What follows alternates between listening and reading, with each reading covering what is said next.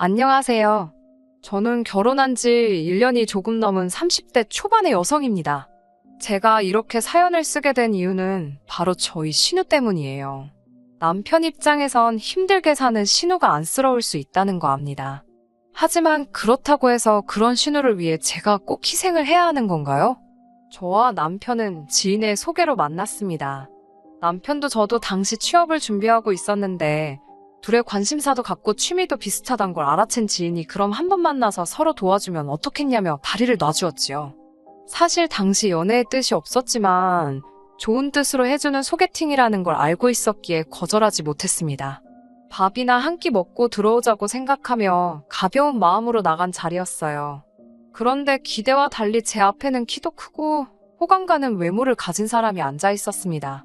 쑥스러운지 말은 잘하지 못했지만 어떻게든 대화를 이끌어 가려는 모습이 보기 좋았어요. 무엇보다 대화를 할수록 말이 잘 통한다는 느낌이 들었고요. 한참 이야기를 하다 핸드폰을 보니 첫 만남임에도 불구하고 집에 가려던 시간이 훌쩍 지나 있더라고요. 저희는 얼마 지나지 않아 연인 사이로 발전했습니다. 주변에 간혹 연애하다가 취업에 실패했다거나 중요한 시험에서 고배를 마셨다는 사람들을 종종 봐왔기에 저희는 서로 굳게 약속했습니다. 둘 중 한 사람이라도 취업에 실패하면 이 관계는 오래 갈 수 없는 만큼 최선을 다해서 일자리를 구하자고요. 하지만 안타깝게도 그 이듬해 저는 취업에 성공했고 남편은 실패했습니다.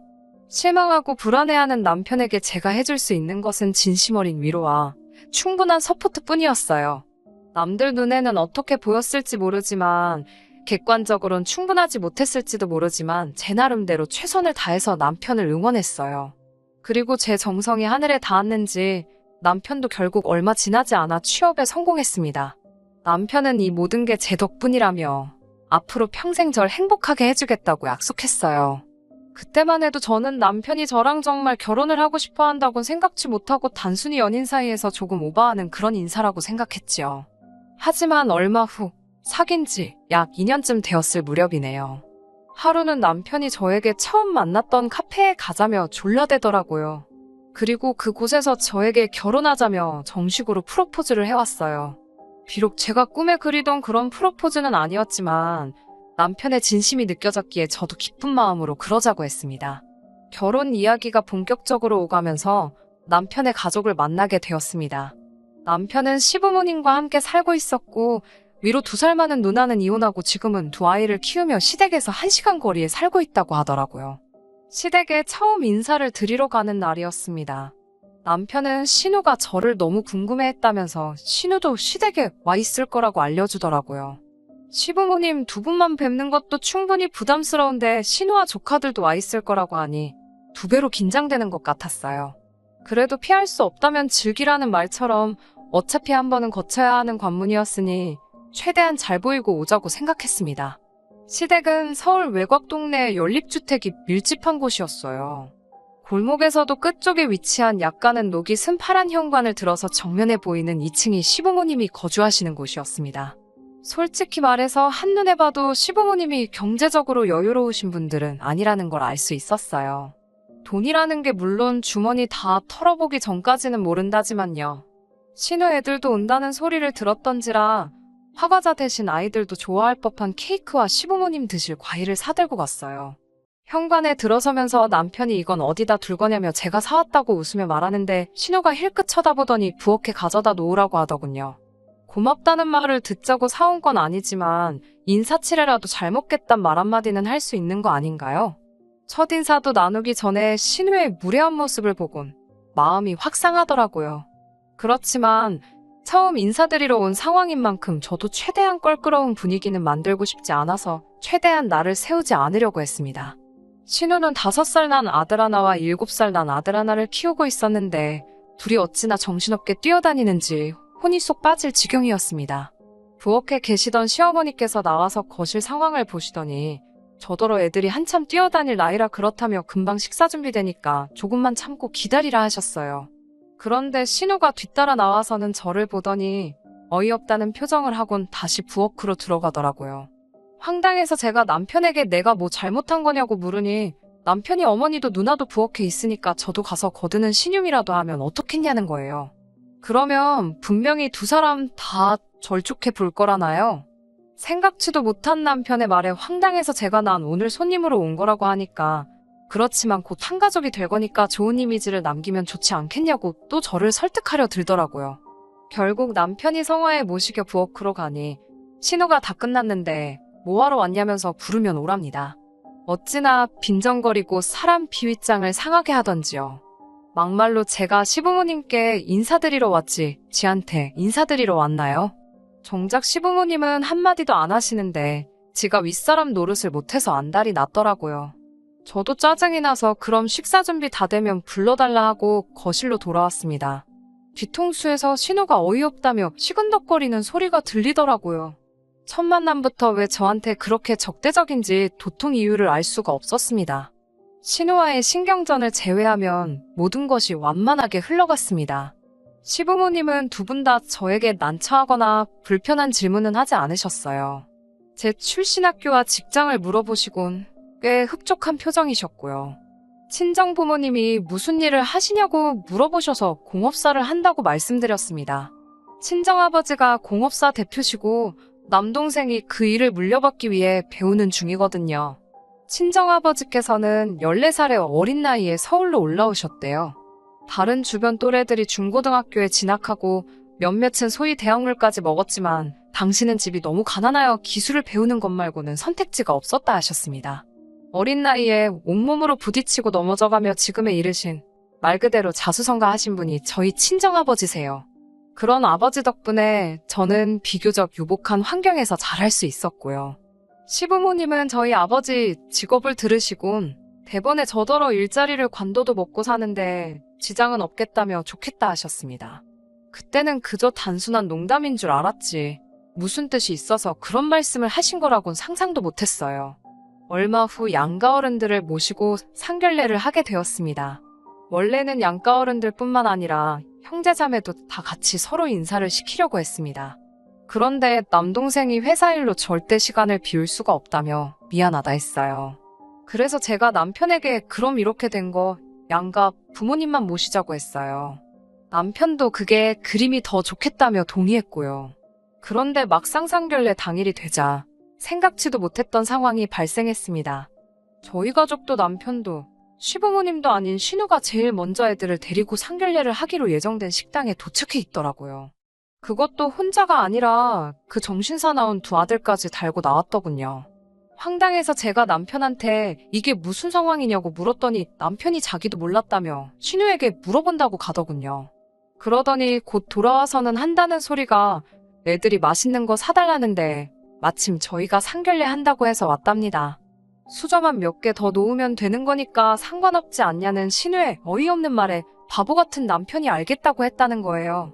제가 지금 그냥 외식하러 나온 것도 아니고 무려 상견례 자리인데 말이 되는 소리냐고 짜증을 내자 남편이 한다는 소리가 자기 누나가 돈도 많이 없고 그래서 애들 외식을 못 시킨다며 저더러 한 번만 참아달라더군요. 황당하고 어이없었지만 화를 내기도 전에 시부모님이 도착하셔서 어쩔 수 없었네요. 저희 부모님도 저더러 좋은 날이니까 이해하고 넘어가라 하셨고요.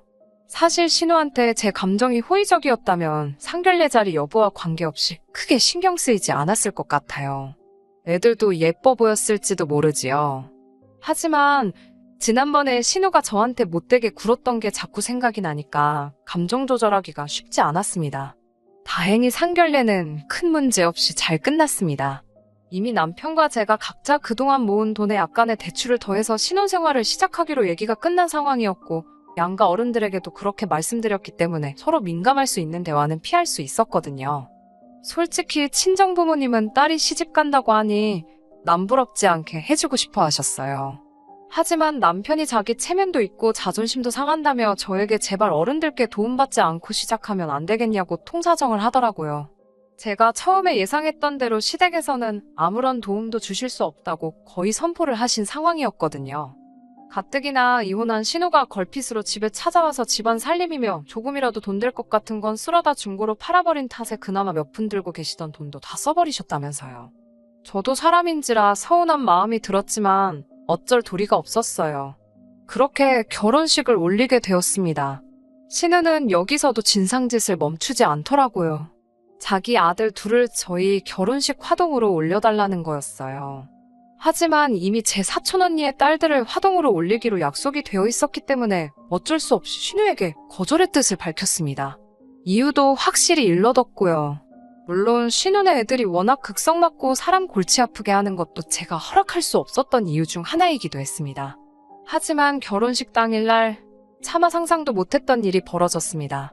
신랑인 남편이 먼저 입장하고 사촌 언니의 딸들이 제가 걸을 꽃길을 만들어주기 위해 버질로드를 걷기 시작했는데 어디선가 신우 애들이 뛰어나와서는 장난을 치는 거예요. 앞서 여자애들이 뿌려놓은 꽃잎을 한 주먹 집어서 자기들끼리 눈싸움하듯 던지는데 그 잠깐의 시간이 1시간은 되는 것처럼 느껴졌습니다. 게다가 신우도 그렇고 시부모님도 말리질 않았습니다. 그나마 다행히 능숙한 진행요원들의 대처로 작은 에피소드처럼 끝나긴 했지만요. 우여곡절 끝에 결혼식은 마쳤지만 정말 화가 머리끝까지 차더군요. 당장이라도 마음 같아선 신우한테 애들 간수 좀 똑바로 하라고 쏴붙이고 싶었어요. 남편은 그런 저에게 미안하다면서 누나도 애들이 그럴 줄은 몰랐을 거랍니다. 하지만 신우는 하다못해 애들을 말리는 흉내도 내질 않았기에 남편의 말이 믿기지가 않았어요. 신혼 여행지에 도착해서도 마음은 쉽게 풀리지 않았습니다. 결국 예약해두었던 식당에 가서 같이 저녁을 먹긴 했지만 분위기는 있는 대로 가라앉아 있었어요. 결국 호텔로 돌아와 처음 말다툼을 하게 되었습니다. 저는 참다 못해 당신 누나 도대체 나한테 왜 그러냐고 물었습니다. 처음 인사드리러 간 날부터 나한테 날 세우고 그러지 않았냐고요. 그러자 남편이 마치 올게 왔다는 듯한 표정으로 한숨을 내쉬더니 저 때문이 아니랍니다. 누나 성격이 원래 어딜 가든 자기가 제일 주목받고 관심을 끌어야 직성이 풀린다나요. 어이가 없어서 더 말도 하기 싫었습니다. 지 누나 성격이 그러니까 나더러 참으라는 건가 싶어서 더 화가 났어요. 제가 너무 이기적인 거 아니냐고 하자 자기 누나가 정말 이기적이고 지밖에 모른다고 그래서 매형도 못 참겠다고 이혼하자 했다더군요. 그리고 더 충격적인 사실을 이혼하고 나서 신우 아들 둘이 배다른 형제라는 걸 알게 되었답니다. 신우 본인도 몰랐다더래요. 막장 드라마가 따로 없지요? 게다가 남편이 신우에게 도대체 누가 애아빠냐고 물으니 신우가 했다는 소리가 정말 가관이었습니다. 그걸 자기가 알면 이렇게 가만히 있었겠냐고 진즉에 양육비 소송을 걸었을 거라면서 그러면 양육비를 두 곳에서 받을 수 있는데 너무 아까워 죽겠다 하소연을 하더래요. 그 말까지 들으니 솔직히 상종 못할 사람이다 싶었네요. 그래도 결혼식을 올리고 나서 한동안은 신우를 마주할 일이 없었기 때문에 이런 안 좋은 기억들은 잠시 잊고 살았습니다. 회사 일이 바빠서 다른 걸 생각할 틈이 없기도 했었고요. 그러다 얼마 전 남편과 여름 휴가를 계획하게 되었습니다. 신우님에도 불구하고 둘 다 각자 일에 치여 살았기에 이번 휴가는 오롯이 저와 남편을 위해 쓸 생각이었어요. 그런데 남편이 저에게 뜬금없이 개풀 뜯어먹는 소리를 하더라고요. 결혼하고 처음 돌아온 해에 가는 여름휴가니까 시부모님이랑 신우네랑 다 같이 가자는 겁니다. 제가 왜 같이 가야 하냐고 물으니 결혼하고 처음 가는 휴가이기도 하고 신우가 남편도 없이 애들 둘 데리고 휴가를 가는 게 아무래도 어렵지 않겠냐며 같이 가자고 하더라고요. 제 입장에서는 이렇게 되면 이건 휴가가 아니고 또 다른 일거리를 회사 밖에서 마주하는 거랑 똑같잖아요. 남편에게 싫다고 했어요. 당신만 다녀오고 난 집에서 혼자 쉬고 있겠다고요. 남편은 그래도 그건 아니지 않냐며 시부모님도 저를 보고 싶어 하실 거랍니다. 결국 남편의 끈질긴 설득 때문에 올해 여름휴가만 같이 가는 걸로 합의를 봤습니다. 정말 짜증났지만 이 약속만 제대로 지켜졌더라도 제가 이 집구석과 상종을 말아야겠다는 생각은 안 했을 겁니다. 남편은 뭐가 그렇게 신이 나는지 어디서 7인승 자동차까지 빌려와가지고는 휴가 전날부터 콧노래를 부르고 다니더라고요. 그마저도 얼마나 듣기 싫고 꼴보기가 싫던지요. 제가 남편에게 결혼 전에도 시부모님하고 누나하고 여행 다니고 그랬냐고 물으니 그런 적은 없대요. 하지만 이제 결혼도 했고 같이 다녀야겠다는 생각이 들었답니다. 부모님 앞으로 사셔야 얼마나 더 사시겠냐면서요. 정말 하고 싶은 말이 많았지만 꼭 참았습니다. 휴가만 갔다 오면 두고 보자였거든요. 휴가 당일 오전 신우에게 전화가 걸려왔습니다. 원래는 저희는 시부모님만 가는 길에 모시고 가서 신우네랑 펜션에서 만나기로 했었어요. 그런데 갑자기 자기들도 와서 태우고 가랍니다. 차가 퍼졌다나요. 신우네랑 시부모님 댁이랑 저희 집이랑 펜션이랑 전부 다 방향이 중구난방이라 또 머리가 지끈거리기 시작했습니다. 남편은 괜찮다며 자기가 운전할 테니 저는 신경 쓰지 말래요. 기왕 가기로 한 거 좋은 마음으로 가자 몇 번을 스스로에게 상기시켰는지 몰라요. 그렇게 시부모님을 먼저 모시고 신우네로 향했습니다. 그리고 정말 상상도 못했던 상황에 저는 기절해 돌아가시는 줄 알았어요. 신은에 도착해서 현관 벨을 몇 번을 누르는데도 아무 반응이 없는 거예요. 안에서 분명 애들이 뛰어다니고 시끄럽게 하는 소리는 나는데 말이지요. 그때 현관이 딱 열리더니 애들이 얼굴을 삐쭉 내밀어요. 그리고 뭔 종이 한 장을 저희에게 줍디다. 거기엔 애들 좀 잘 부탁한다는 말과 함께 돈 5만 원짜리 한 장이 있었어요. 황당하고 어이가 없어서 남편이 전화한다는 걸 제가 신우한테 전화를 걸었습니다. 신우가 전화를 받더니 자기는 사정이 생겨서 같이 못 가게 되었다며 애들만 좀 부탁한다는 거예요. 제가 무슨 일이 생겼냐고 물으니까 자기가 그런 것까지 저한테 일일이 보고해야 하냐고 화를 내더군요. 곧이어 신우가 지 맘대로 전화를 끊어버렸고 남편에게 제가 따졌습니다. 이게 무슨 상황이냐고. 그러자 남편이 우물쭈물하더니 자기 누나가 남자친구가 있는데 아마 둘이 여행 간 것 같답니다. 그러면서 기왕 이렇게 된 거 애들만 데리고 갔다 오자는 거예요. 제가 미친 거 아니냐고, 애들 엄마도 팽개치고 간마당에 우리가 왜 애들을 데리고 여행을 가냐고, 그러다 무슨 일이라도 생기면 그 원망을 어떻게 들으려고 그러냐고 저는 못 간다고 했습니다. 그러자 남편이 갑자기 저한테 큰 소리를 내면서 너는 같은 여자면서 우리 누나가 어떻게든 살려고 발버둥 치는 게 안 보이냐고 따집니다. 자기는 마음 같아선 애들을 자기 호적에라도 올리고 누나가 자기 인생을 되찾으면 좋겠답니다. 그러더니 휴가 안 갈 거면 가지 말라더군요. 자기가 애들 데리고 간다고요. 어처구니 없는 남편의 행동에 황당해서 그러라 했습니다. 너가 애들 아빠 노릇하라고 나는 그렇게는 못한다고 받아쳤어요. 설령 100번 양보해서 애들 때문에 휴가를 못 가서 속상하면 나한테 정중하게 부탁을 했어야지. 이런 식으로 꼼수 쓰는 거 나는 못 봐준다 했습니다. 남편은 저더러 진짜 독하다면서 애들이 제 친족하여도 그랬겠냐며 사람 다시 봤다 그래요. 계속되는 남편의 억지에 더는 상종할 이유를 찾을 수가 없었습니다. 저는 마음대로 생각하라 하고 그 자리에서 택시를 불러 집으로 올라왔어요. 집으로 올라왔는데도 분이 안 풀리더라고요. 그렇지만 똥이 무서워서 피하나요? 더러워서 피하지. 아무리 생각해도 남편하고 더 살다간 신우 뒷수발이나 들게 생겼다 싶었습니다. 저는 남편에게 문자로 헤어지자고 남겨둔 뒤 제 짐을 챙겨 친정으로 향했습니다. 전셋집이 제 이름으로 계약이 되어 있었던 상황이었기에 결혼할 때 들어간 돈을 회수하는 건 어렵지 않겠다 싶었어요. 이런 순간에 머릿속에선 숫자 계산을 하고 있는 제 자신에게 조금 놀라기도 했고요. 친정에 도착하여 그간 신우와 있었던 일을 이야기하니 친정 부모님께서 그런 못 배워먹은 집구석이 어디 있냐며 저더러 헤어지고 싶으면 헤어지라 하셨어요. 그런데 그날 밤 남편에게서 전화가 걸려왔습니다. 한다는 소리가 펜션에 못 가고 그냥 집에 왔다는 거예요. 애들은 시부모님이 데려가셨고요. 무슨 일인가 하니 애들을 뒷자리에 태웠는데 둘이 하도 싸워대더랍니다. 결국 아버님이 큰애, 어머님이 작은애 하나씩 도맡게 되셨는데 애들이 그렇게 어머님, 아버님을 꼬집고 난리였나 봐요. 결국 참다 못한 아버님이 훈육 차원에서 큰애를 때렸고 그러니 또 애가 빼굴어대고 어떻게 감당이 안 되더래요. 결정적으로 과자 한 봉지를 손에 들려주니 창문을 열고 옆에 달리는 차들한테 과자를 집어 던져서 난리가 났나 보더라고요. 고속도로에서 그랬으니 더 말 안 해도 상상이 되실 겁니다. 결국 다른 차들로부터 욕먹고 진이 빠져서 집에 왔다며 제 뜻대로 되었으니 이제 집으로 돌아오랍니다. 한다는 소리가 저만 있었어도 일이 이 지경까지 되진 않았을 거라나요. 저는 남편에게 지금 내가 장난하는 거 같냐고 헤어지자고 했습니다. 홧김에 하는 소리가 아니라고요. 이제 겨우 애들 5살, 6살인데 내가 이 돌아가는 꼬락서니를 보아하니 신우가 애들 둘 케어하기는 글렀고 자칫하다간 다 내가 하게 생겼다. 벌써 당신은 호구 생활을 자처하고 있지 않냐. 나는 그렇게는 못 산다고 했습니다. 다행히 우리 아직 혼인신고도 안 되어 있으니 깔끔하게 전세 보증금 반반 정리하고 살림살이도 중고로 처분해서 반반 정리하면 될 것 같다고 아무 미련 없이 담담하게 설명했어요. 그러자 남편도 제가 진심이라는 걸 알았는지 애들이 좀 크면 그러겠냐고 저더러 너무 당장 기분에 취해서 돌이킬 수 없는 실수를 하지 말랍니다.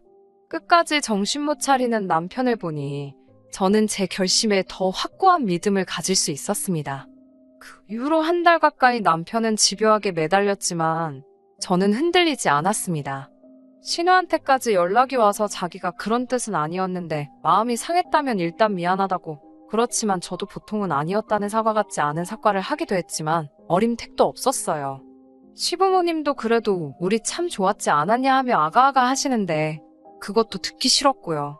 결국 팔이 안으로 굽는다고 아무리 저한테 아가아가 하셔도 신우랑 제 사이에 무슨 일이라도 생기면 신우 챙기시지 저 챙기시겠냐고요.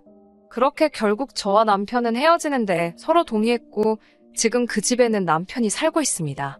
월세처럼 한 달에 얼마로 간주하고 나중에 전세보증금 정리할 때 거기서 차감하기로 했네요.